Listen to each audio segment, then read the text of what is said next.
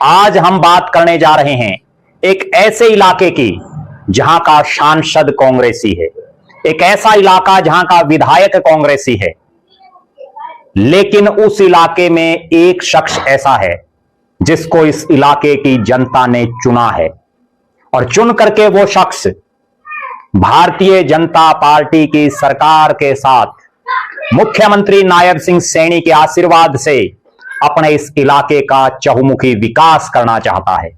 एक ऐसा शख्स जिसने मौजूदा विधायक के भाई को हराया, एक ऐसा शख्स जिसने बड़ा हॉट जो सीट मानी जा रही थी, बड़ी हाई प्रोफाइल जो सीट थी, उस सीट पर गांव गुआंड के दम पर चुनाव ना केवल जीतने का काम किया बल्कि मौजूदा विधायक के भाई और अन्य दावेदारों को, अन्य प्रत्याशियों को हरा करके दिखा दिया कि एक आम घर का आदमी, एक आम घर का शख्स भी चुनाव जीत सकता है। अब मैं जिस क्षेत्र की बात कर रहा हूं, नारनौंद, जी हां, नारनौंद हिसार लोकसभा का पार्ट है, हिसार जिले का है। बीजेपी के संगठन के लिहाज से अब हांसी जिले में आ गया। इस नारनौंद में इसी साल नगर पालिका के चुनाव होते हैं, हरियाणा के बाकी नगर पालिका, नगर निगम और नगर परिषदों के साथ।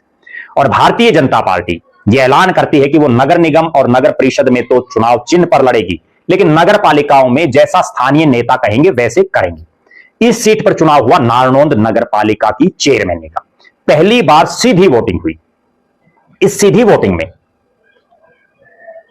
कई मुख्य चेहरे मैदान में।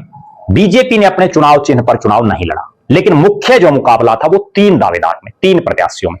एक बहुत ही साधारण घर से, किसान का बेटा, खुद खेती करने वाला, साथ में आरती भी, व्यापार करना भी जो जानता हो, ऐसा शख्स। नाम है शमशेर उर्फ कुक्कन लोहान, हवा कुक्कन की। जब चुनाव शुरू हुआ तभी से अंदेशा था कि कुक्कन चुनाव जीतेंगे और उनकी टक्कर में 2 बार के नारनौंद के विधायक, फिलहाल सफीदों से विधायक राम कुमार गौतम के भाई भीमसेन और दूसरे कैप्टन अभिमन्यु का पोस्टर लगा करके चुनाव में उतरे कुलदीप गौतम, और दोनों को धूल चटाने का काम किया।